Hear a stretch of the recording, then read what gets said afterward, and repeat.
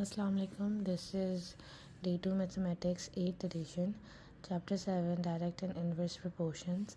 And today we are going to discuss practice now 4, that is on page number 214.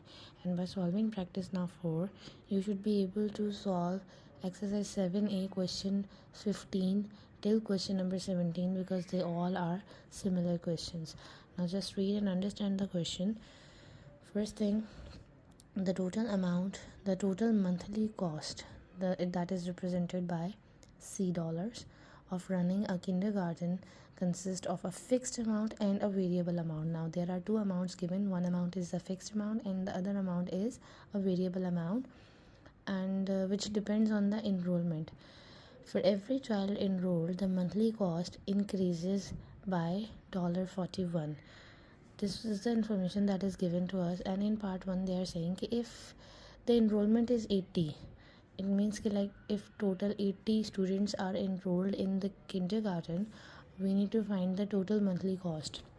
So for that they have already informed कि there is one fixed amount, and one fixed amount I have not mentioned over here, that is 5,000. This is mentioned in the question.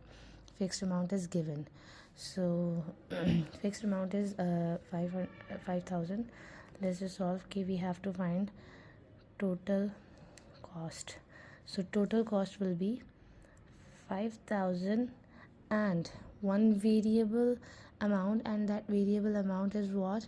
The variable amount is for every child that enrolled, that amount is $41. So according to the information given to us, we are going to write how many students were enrolling. 80 students.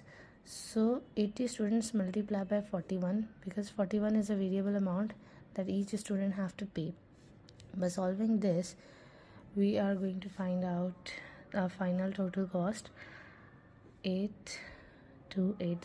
So now if you understand part 2, if the total monthly cost is 7378, calculate the number of children enrolled.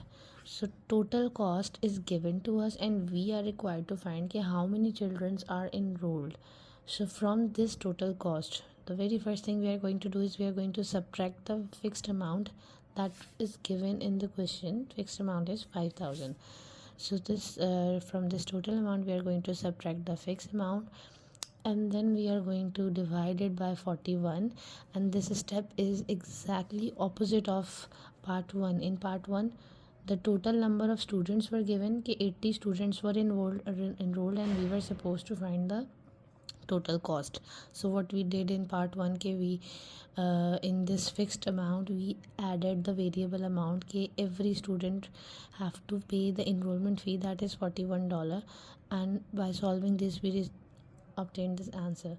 Now this one is completely opposite. From this total cost we are going to subtract the fixed amount, and then we are going to divide it by 41, and then we are going to receive, if we just solve this, 2378 divided by 41, so the answer will be number of students enrolled is equals to 58 students were enrolled. And then in part 3, write down the connecting equation between C and N, where N is the number of children. It is given in the question. Okay. So let's just by looking at this one, when in part 1 we were supposed to find the total cost, so we use this equation.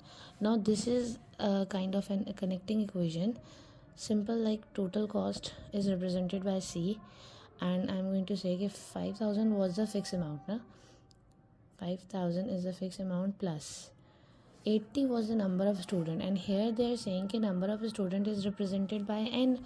So in place of this 80 I'm going to write N multiplied by 41. So connecting equation will become 5,000 plus 41N. This is my connecting equation.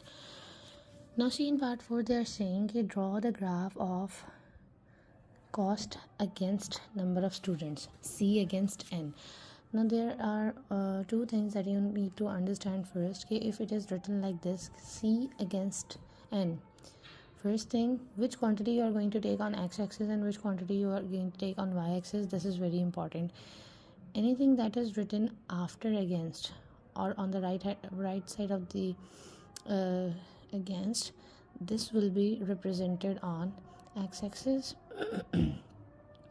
and anything that is written before against any quantity, that will be represented on y-axis.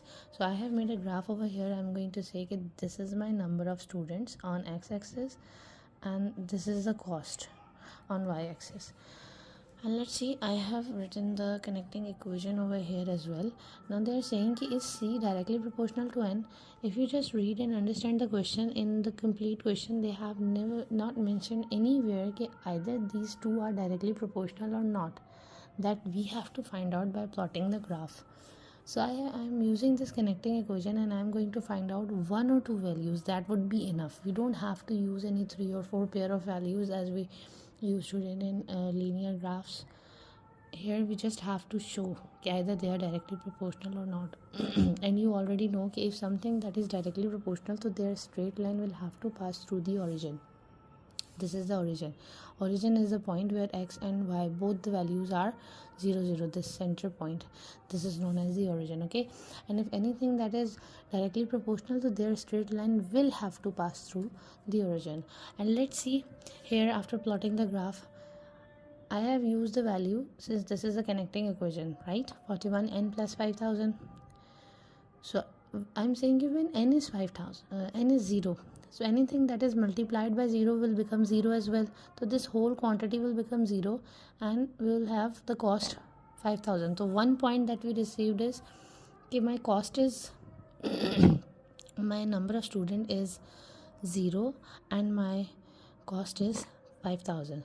So if I plot this point over here in this graph, I have taken random values. So starting from this, when x is 0, y is 5000, this is my first point. And then second point I have taken from part 1, when we were solving part 1, so it was given to us when the number of student is 80, the cost was 8280. So I'm using exact same this point.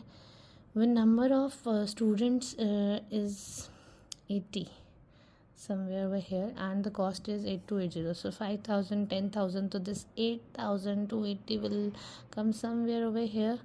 So if you just see, this will be plotted over here. If I just join these two lines,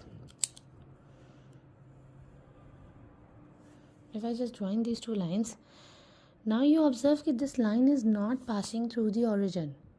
So they are asking in the question case C directly proportional to N, so we are going to write down no, C is not directly proportional